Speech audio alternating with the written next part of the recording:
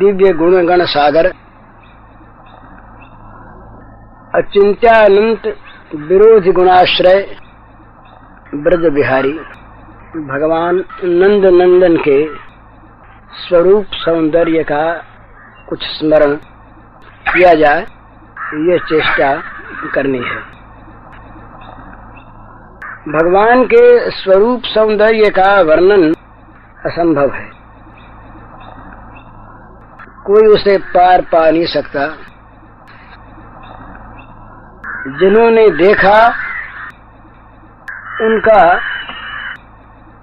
चित्त उनके पास रहा नहीं, और जिन्होंने नहीं देखा वो बता सकते नहीं। तो इसलिए भगवान श्याम सुंदर के स्वरूप सौंदर्य का वर्णन कोई कर नहीं सकता। ये पढ़ी सुनी हुई बातें कुछ कुछ जो याद आती हैं, उन्हीं पर निर्भर करके कुछ चेष्टा की जाती है। सबसे पहली बात कुछ थोड़ी सिद्धांत की दो एक बात कहकर कुछ कुछ जो याद आती हैं, उन्हीं पर निर्भर करके कुछ चेष्टा की जाती है। सबसे पहली बात कुछ थोड़ी सिद्धांत की दो एक बात कहकर उसके बाद स्वरूप सौंदर्य की स्मृति करने की चेष्टा की जाएगी। हम जहाँ पर भगवान के श्री विग्रह का रूप सौंदर्य स्मरण करना चाहते हैं, वहाँ ये निश्चित मान्य है कि वो कोई हमारे दर्शन करने योग्य वस्तु है, अदर्शनीय नहीं, आकार रहित नहीं, गुण रहित नहीं। तो क्या वो हम लोगों जैसी ही वस्तु है, इसी प्रकार का आकार है, ऐसा ही देह है? तो थोड़ा सा इसका एक दिग्दर्शन मात्र कर लेना है वैष्णव दर्शन की दृष्टि से। जितने भी संसार में देह हैं वो सब प्राकृत देह हैं, और उनमें प्रधान हेतु है योनि और बिंदु। जहाँ अधोगामी बिंदु है वो भी, उससे भी एक देह का निर्माण होता है। किसी ऊर्ध्वगामी बिंदु वाले पुरुष का किसी प्रसंगवश, किसी कारणवश बिंदु अधोगामी होने पर जिस देह का निर्माण होता है वो भी एक देह है। जहाँ केवल अंग स्पर्श के द्वारा बिंदु का कार्य होता है, और उससे जो देह निर्माण होता है वो भी एक देह है। जहाँ स्पर्श न करके केवल संकल्प के द्वारा जिस देह का निर्माण होता है वो भी देह है। इनमें पहले दो मैथुनज हैं और ये दूसरे दो अमैथुनज हैं।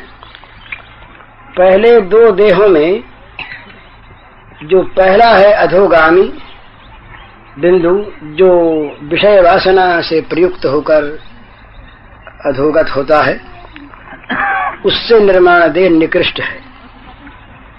ऊर्ध्वगामी बिंदु के द्वारा प्रसंगवश जिस देह का निर्माण होता है वो उसके अपेक्षा उत्कृष्ट है। केवल अंग स्पर्श के द्वारा जो अमैथुनी देह का निर्माण होता है वो उस पहले वाले से भी श्रेष्ठ है, और संकल्प से होने वाला उसकी अपेक्षा भी श्रेष्ठ है।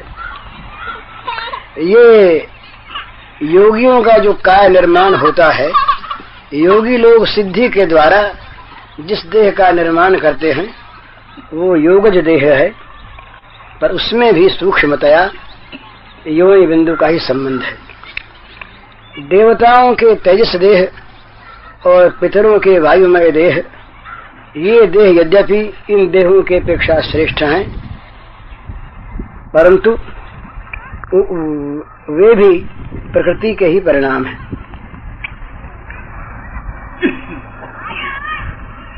भक्त का, प्रेमी सिद्ध भक्त का भाव देह वो सबसे ऊंचा है, पर वो देह भी भगवत देह से निम्न कोटि का है। सर्वोत्तम देह जो है, सर्वोच्च, वो है भगवत देह। तो श्याम सुंदर का के जिस देह के स्वरूप सौंदर्य का हम आज स्मरण करना चाहते हैं, वो है भगवत देह। भगवत देह में देह देही का भेद नहीं है। जैसे हमारे शरीर में और जीवात्मा में भेद है, जीवात्मा शरीर में स्थित है, इस प्रकार भगवान के शरीर में कोई आत्मा स्थित नहीं, वो सारा शरीर ही चिन्मय है। हमारा ये देह कभी बनता है और फिर नष्ट होता है, क्योंकि ये भौतिक है। भगवान का देह नित्य चिन्मय है, वो कभी बनता नहीं, कभी नष्ट नहीं होता, प्रकट होता हुआ सा दिखता है अजन्मा रहते हुए ही, तिरोधान होता हुआ सा दिखता है सर्वत्र सदा विद्यमान रहते हुए ही। लीला में वो पारतंत्र स्वीकार करता है समस्त प्राणी जगत का ईश्वर रहते हुए ही। अजोपिसन अव्ययात्मा भूतानाम ईश्वरोपिसन प्रकृतिम स्वामधिष्ठाय संभवाम्यात्माय। इन भगवत देहों में भी अवतार में अंतर होता है। ये लंबा विषय, कोई अंशावतार हैं, कलावतार हैं, मनवंतर अवतार हैं, लीलावतार हैं, युगावतार हैं और स्वयं भगवान है। तो ये जो श्री कृष्ण का इस समय हम स्मरण करने जा रहे हैं, ये स्वयं भगवान का स्मरण है। यद्यपि उन अवतारों में और इन भगवान में तत्वतः कोई अंतर नहीं, परंतु भगवत देह की दृष्टि से स्वयं भगवान में और उनमें लीला भेद से अंतर है। तो स्वयं भगवान श्री कृष्ण, कृष्णस्तु भगवान स्वयं, ये जो स्वयं भगवान श्री कृष्ण हैं, इनके स्वरूप सौंदर्य का हम कुछ स्मरण करना चाहते हैं। अनेक रूप इनके हैं और सभी रूप एक के ही विविध विलास हैं। इनमें ब्रज के रूप का स्मरण करना है। ब्रज में भगवान सर्वथा और सर्वदा रसमय हैं, कुसुम कोमल हैं। उनमें जहाँ कहीं भी कठोरता के दर्शन होते हैं, वे ऐश्वर्य का कभी प्रसंगवश प्राकट्य होने पर होते हैं, नहीं तो वे बिल्कुल और बिल्कुल रस भरे हैं, उनमें कहीं कठोरता नहीं। तो वे नंद नंदन भगवान श्री कृष्ण श्याम सुंदर अपनी भगवत्ता और सत्ता को, अपनी महत्ता को छिपाकर व्रज में वात्सल्य रस, सख्य रस और माधुर्य रस का बड़ा सुंदर सुधा प्रवाह बहाते हैं। माताएं स्नेह परिप्लुत हृदय से उन्हें वात्सल्य रस के द्वारा भजती हैं। विविध भावों के सखागण उन्हें सख्य भाव से भजते हैं और ब्रज की महाभागा भगवत गत चित्ता, भगवत चित्ता श्री गोपांगनाएं और भगवान की स्वरूप भूताल्हादिनी शक्ति श्री श्री राधा रानी उन्हें परम दिव्य परमोज्वल परम त्यागमय, परम रसमय, परमानंदमय, अत्यंत पवित्र, ऋषि मुनि वांछित, मुक्तगण वांछित,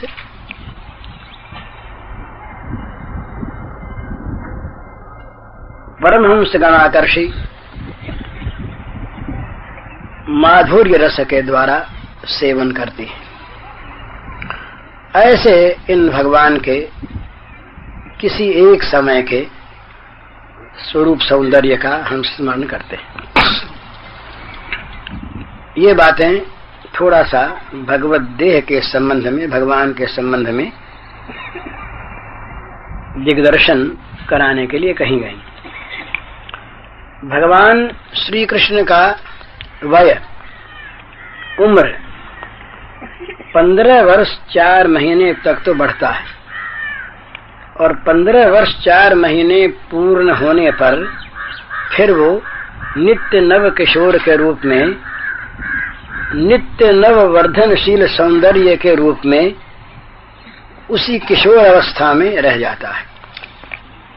इसीलिए भगवान श्री कृष्ण के दाढ़ी मूछ नहीं, और वो जो उद्दंड तारुण्य है वो भी नहीं। उनमें बड़ा सुंदर, बड़ा मृदु कोमल, अत्यंत रसपूर्ण, अत्यंत आनंदपूर्ण, महाभावमय नव किशोर रूप रहता है। वे नित्य नव किशोर हैं। श्री राधा रानी की अवस्था 14 वर्ष की रहती है, नित्य नव किशोरी।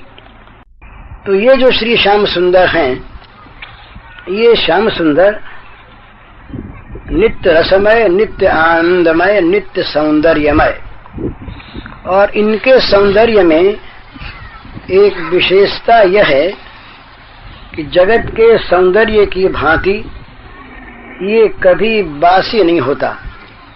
इसको देखते देखते चित्त कभी शांत नहीं होता, पूर्ण काम नहीं होता।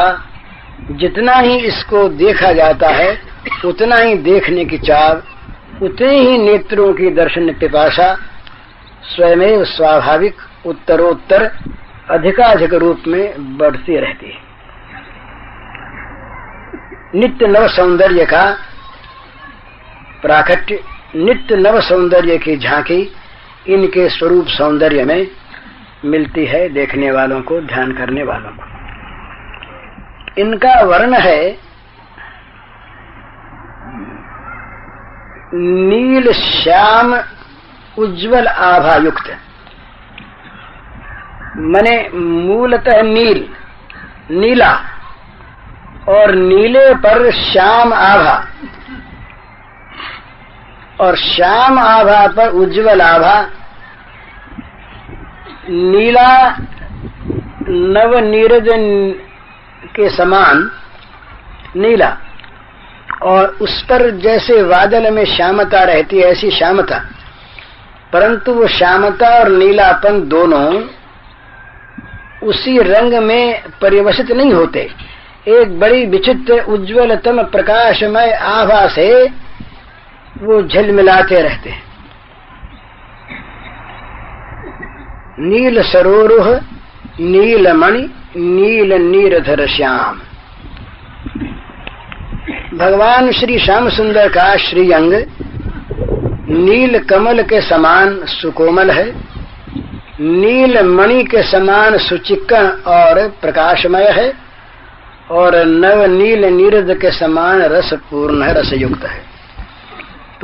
तो सरस सुकोमल सुचिक्कण प्रकाशमय इनके उस नील श्याम उज्ज्वल आभायुक्त वर्ण देह का वर्ण है। ये वर्ण स्वाभाविक परम तेजोमय परंतु परम शीतल, हजार हजार करोड़ करोड़ सूर्यों का प्रकाश इस देह के आसपास रहता है, चारों ओर घेरे हुए औरा के रूप में, परंतु वो परम सुशीतल है, वो अमृतमय है, रसमय है। भगवान की इस देह कांति का आवरण है पीत वस्त्र। श्री राधा रानी का श्रीअंग का वर्ण है अरुणाभ पीत, उज्ज्वल अरुणाभ पीत, प्रकाशमय लालिमा लिए हुए मृदु पीत रंग। और इसी रंग का श्री श्याम सुंदर का वो वस्त्र है जो ये सूचित करता है कि राधा रानी का नित्य ही उनके साथ मिलन हो रहा है।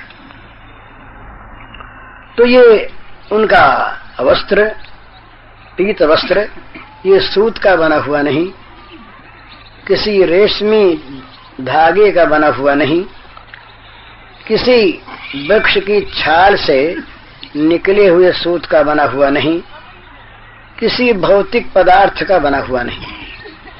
ये भगवान के जितने भी वस्त्र हैं, आभूषण हैं, ये सब के सब चिन्मय हैं, चेतन हैं, रसमय हैं, आनंदमय हैं, भगवत स्वरूप हैं। तो ये जो भगवान का सुंदर,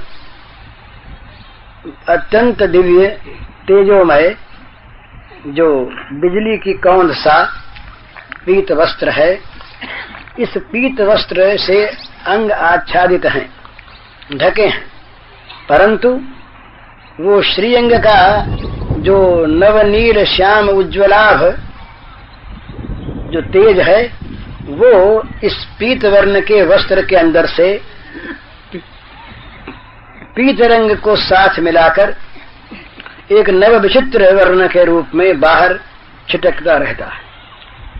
बड़ा बड़ा मधुर, बड़ा सुंदर। इस रंग को जिसने कभी देखा वो निहाल हो गया। भगवान श्याम सुंदर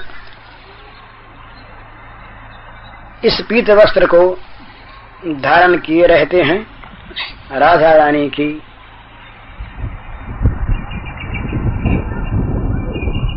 स्मृति में, उनकी अनुभूति में, उनके चिर संग की सूचना के लिए वे बड़े मधुर मनोहर हैं। अब उनका ऊर्ध्व से नीचे के अंगों की ओर हम स्मरण करें। भगवान के श्री श्याम सुंदर, नील सुंदर, नीलमणि, यशोदानंदन, सौंदर्य माधुर्य रस सागर भगवान के मस्तक पर बड़े सुंदर घने कृष्ण घुंघराले केस हैं, अत्यंत काले और घुंघराले। वो केस स्वयं ही आकर्षित करते रहते हैं सबको। भगवान की अलकावली अलिकुल को लज्जित करती है। भगवान की अलकावली के ऊपर एक विचित्र भगवान ने मुकुट पहन रखा है।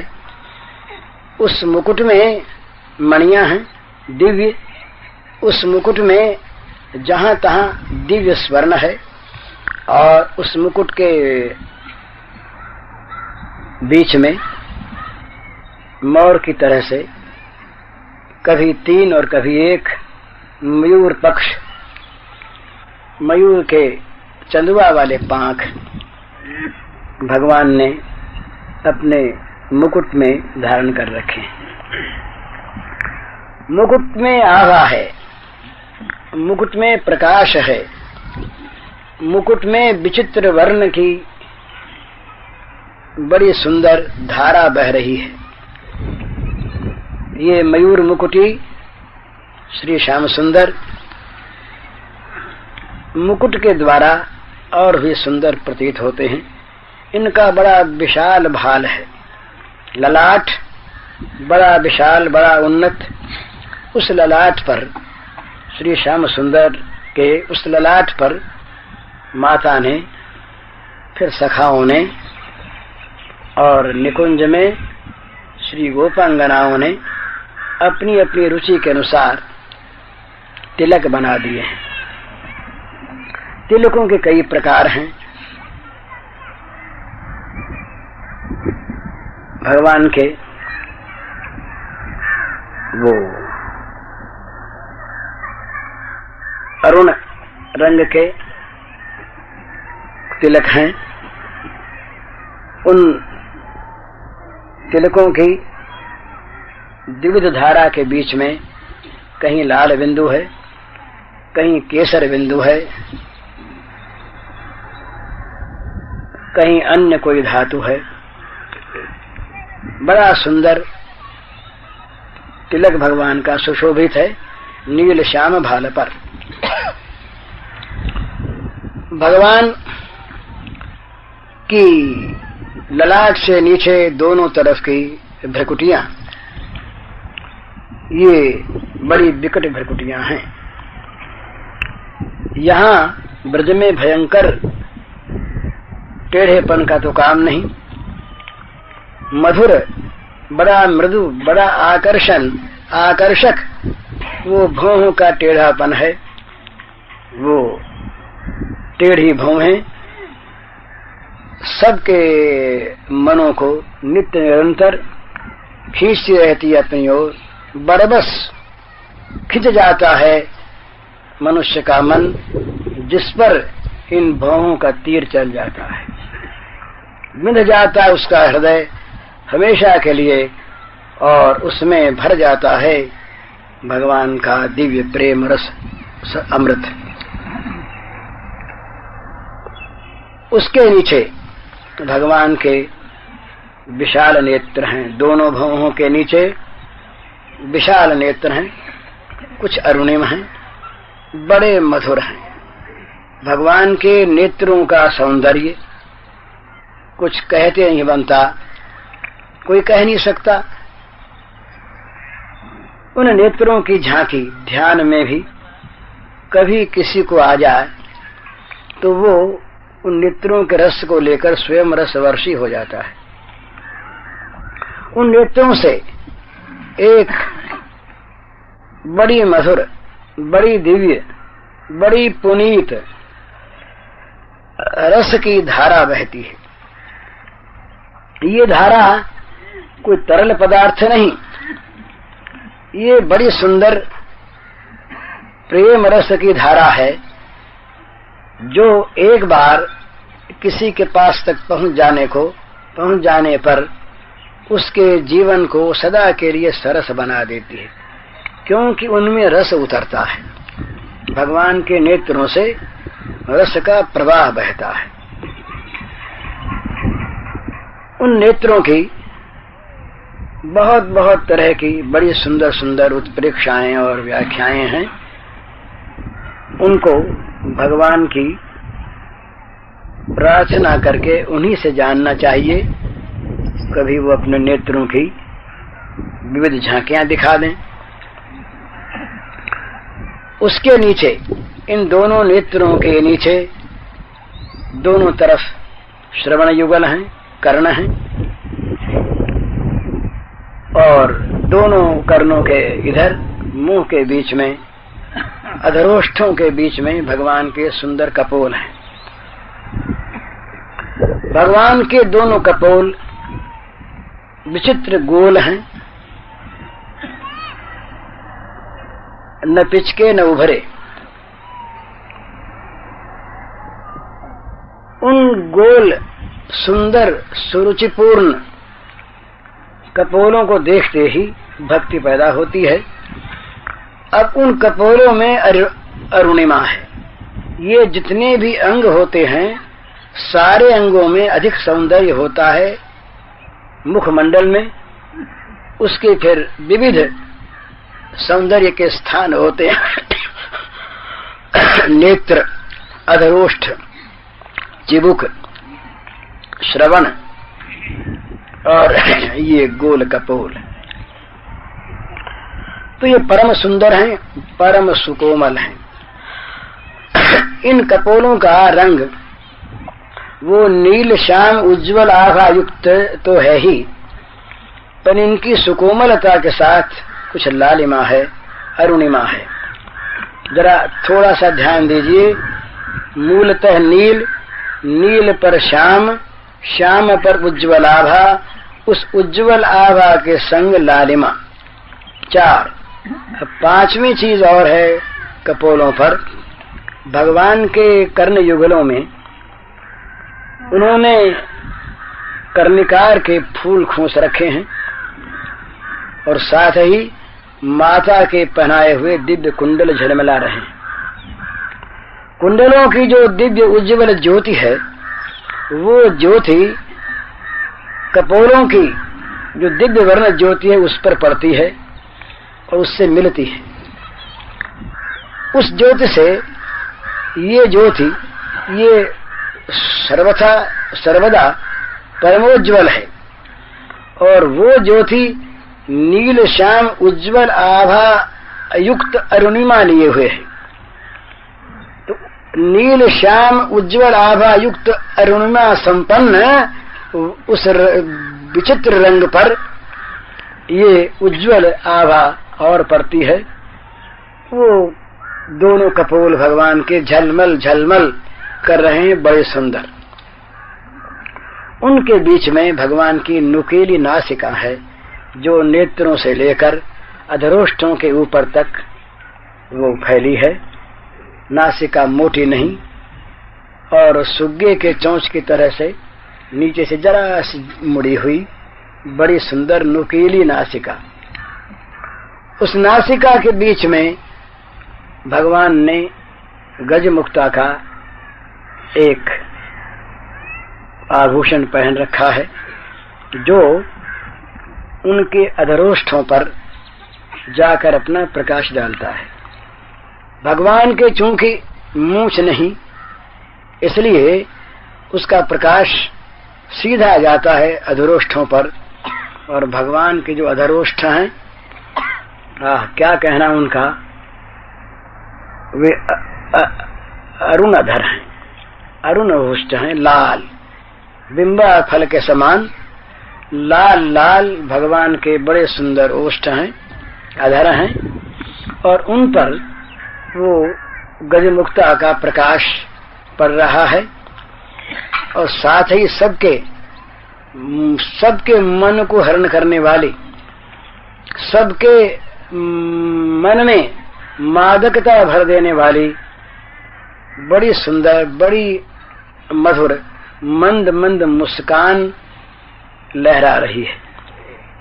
भगवान श्री श्याम सुंदर का अधरोष्ठ कभी भी इस मंद मृदु स्मित से वंचित नहीं रहता।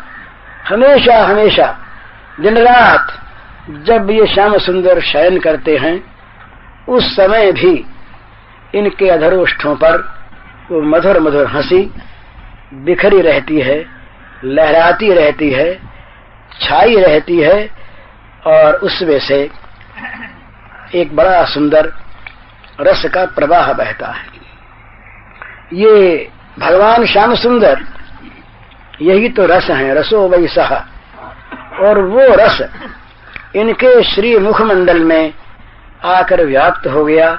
कहीं नेत्रों से बहता है, कहीं कर्ण युगलों से बहता है, कहीं नासिका से बहता है, कहीं अधरोष्ठों से, तो उसका निरंतर प्रवाह बहता है। और उस प्रवाह के साथ जो ये मृदु मधुर भगवान के मुस्कान है, ये मुस्कुराहट है, ये तो मानो रस की अजस्र बड़ी सुंदर पवित्र ये प्रवाहिनी है, सरिता है, धारा है, ये बह रही है। ये किसको मोहित नहीं करती, किसको रसीला नहीं बनाती।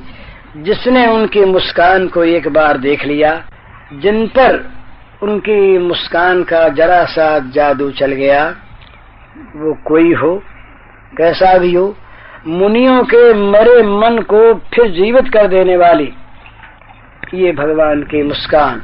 जिन ऋषि मुनियों ने अपने मनों को हमेशा के लिए मार दिया, उनके नेत्रों के सामने यदि ये मुस्कान कभी आ जाती है तो उनका मरा मन संजीवनी पाकर जीवित हो उठता है, नाच उठता है और थिरकने लगता है, श्याम सुंदर के चरणों में ले जाकर डाल देता है उस मन वाले देह को।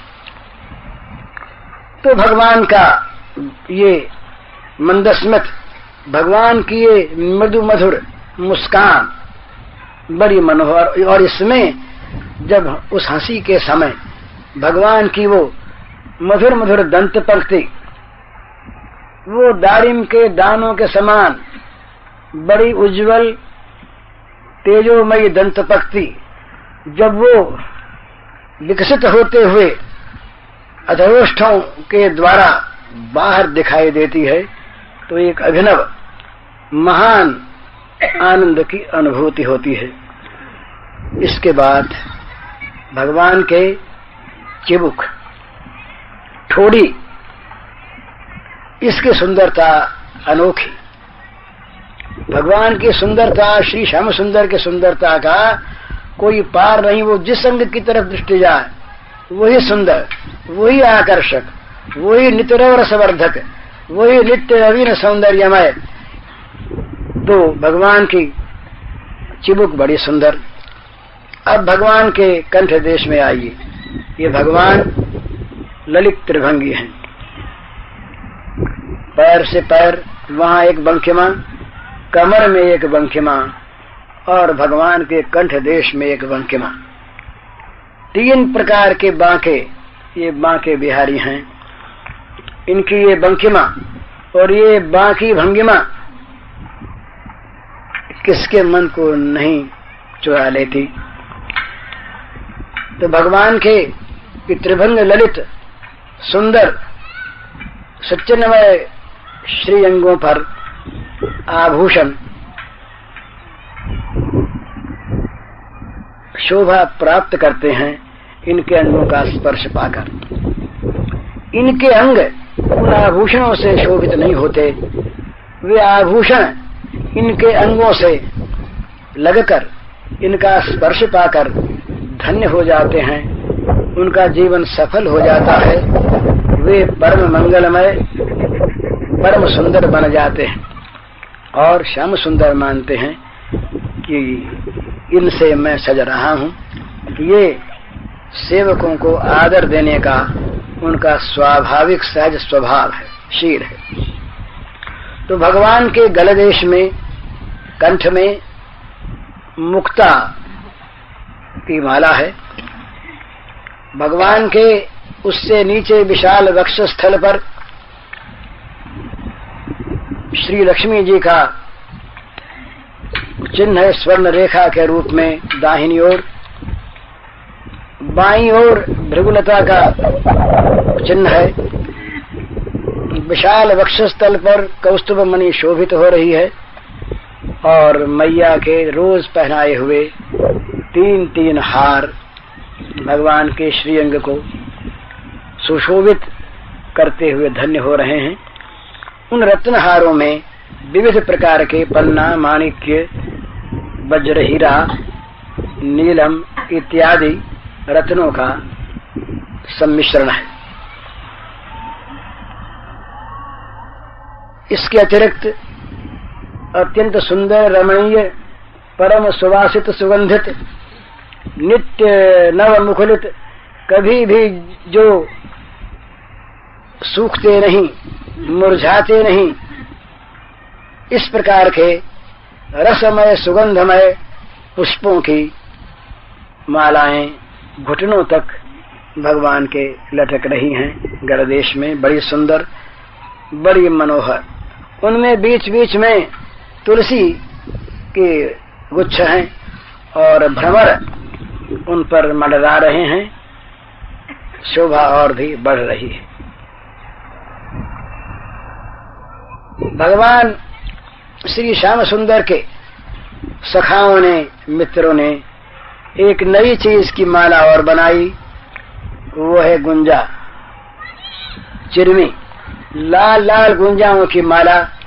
बड़े सुंदर सुंदर नए नए फल लेकर, गुंजा फल, मित्रों ने माला बनाई और श्याम सुंदर को पहना दी। इसके अतिरिक्त विविध धातुओं से मित्रों ने श्रृंगार किया।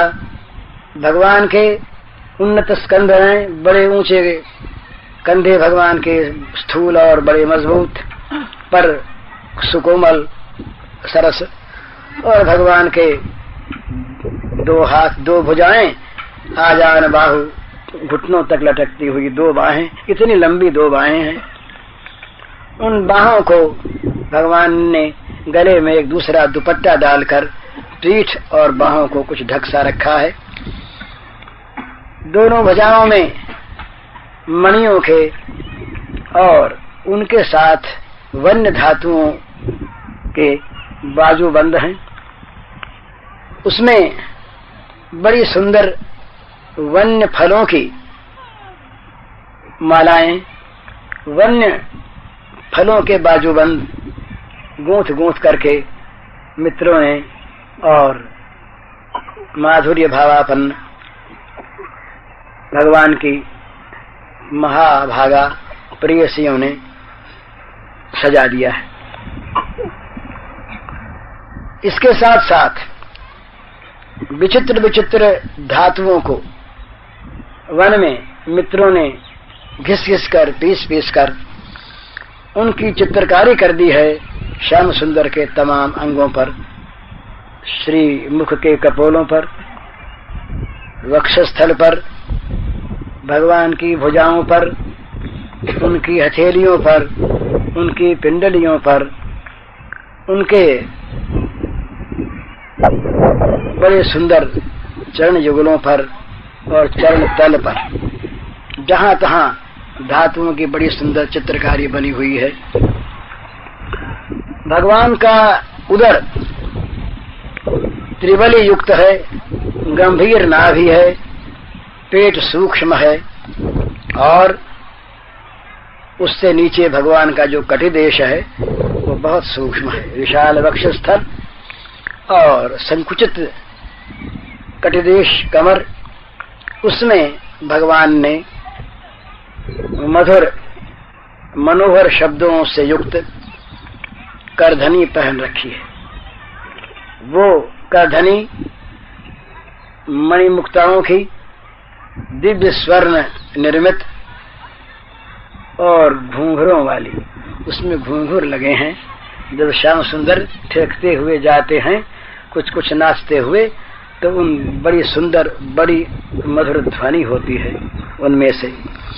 भगवान का नीचे का श्रीअंग ढका हुआ है उस पीत पट से, पर उसके अंदर से भी वो श्याम नीराभ उज्ज्वल आभा निकल निकल कर पीत पट के रंग से मिलकर बाहर विकसित हो रही है।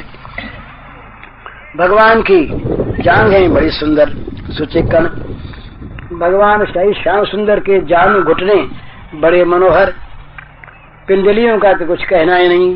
भगवान के श्री चरणों के जो दर्शन हैं, ये तो मुक्ति को भी तुच्छ करा देने वाले। टखने भगवान के बड़े सुंदर पैरों के, और भगवान के वो बड़े सुकोमल सुकोमल चरण युगल मुनि मनहारी सौंदर्य की राशि है। भगवान का वो नखमंडल, भगवान के 10 अंगुलियों के जो नख हैं, वे एक विचित्र ज्योति का प्रकाश करते हैं। भक्त लोगों को ऐसा दिखाई देता है कि ब्रह्म का प्रकाश ये श्री श्याम सुंदर की नख ज्योति ही है। उनमें से एक सुंदर चीज निकल रही है। ये जो अंगुलियों के पोरवे होते हैं ना, इनमें से विद्युत धारा निकला करती है अंदर से हमेशा, सबके ही जैसी जिसकी धारा हो। तो भगवान के श्रीअंगों से भगवद रूप विद्युत धारा इन अंगुलियों के पोरवों के द्वारा ये बाहर विकसित होकर, बाहर विस्तृत होकर सारे जगत को भगवत भाव का दान कर रही हैं। ये भगवान के चरणों की महिमा कि भगवान के चरणों का ध्यान करने से स्वयमेव भगवत भाव की प्राप्ति होती है। क्यों कि चरणों के द्वारा, चरणों की अंगुलियों के द्वारा भगवत भाव का प्रसार, विस्तार, प्रचार अपने आप स्वाभाविक निरंतर होता रहता है। इन भगवान के श्री चरणों से लगी हुई जो धूलि है उसकी बड़ी महिमा है। उसके रज में भगवान स्वयं आनंद रस लेते हैं। तो इस प्रकार, और भगवान के पैरों में बड़े सुंदर नूपुर हैं। वो नूपुरों की छमकार इतनी मनोरम, जब वो धीरे धीरे ठुमक ठुमक कर चलते हैं, जब वो अपने सखाओं के साथ खेलते हैं, जब वो गायों के साथ उनके पीछे पीछे दौड़ते हैं, जब वो पहाड़ के ऊपर जाकर के गायों को पुकारने के लिए इधर उधर दौड़ते हैं, उस समय बड़ी मधुर, बड़ी मनोहर किंकिणी ध्वनि और नूपुर ध्वनि मिलकर एक अभिनव रस का संचार करती है। सबसे बड़ी मादकता,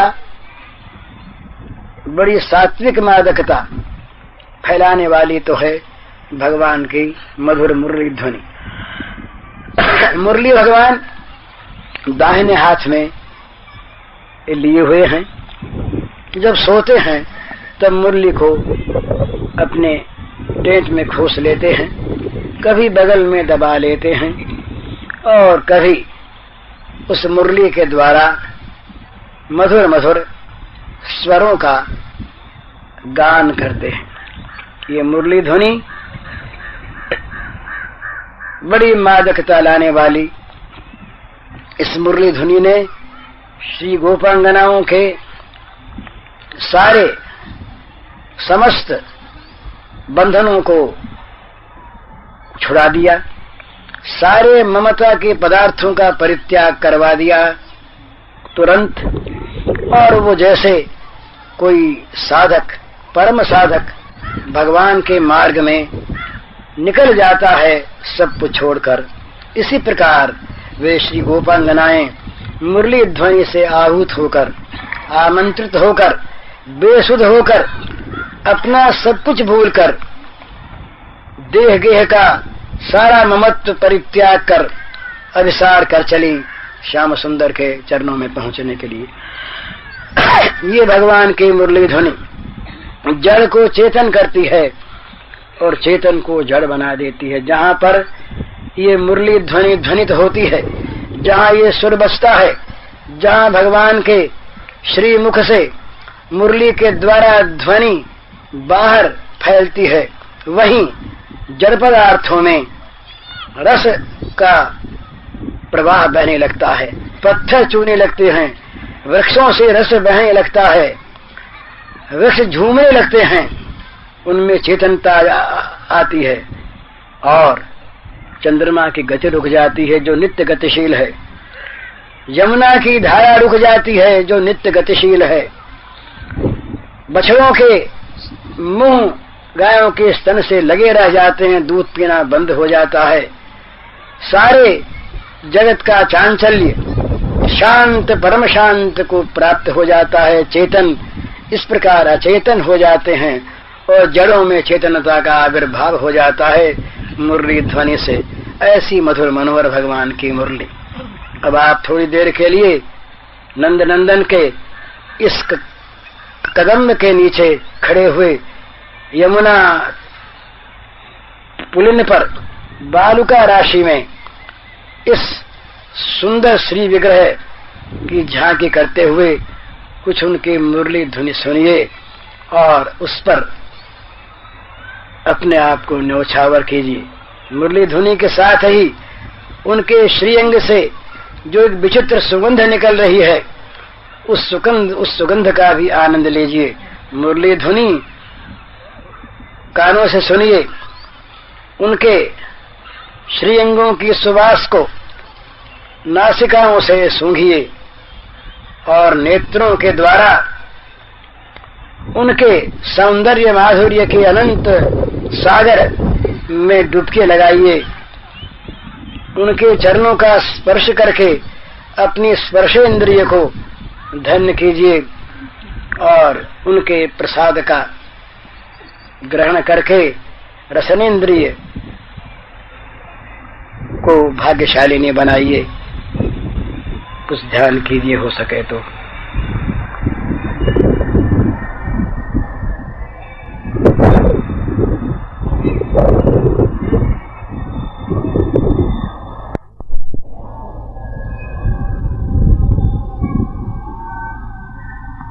इस गंगा के धारा को यमुना की धारा मान लीजिए, इस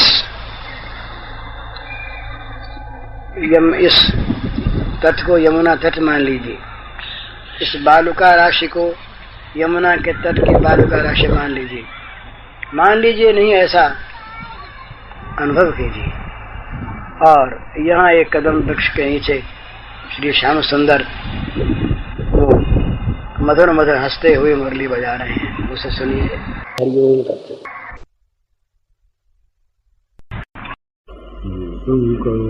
वाचालं लंघयते गिरिं यत्कृपाकम्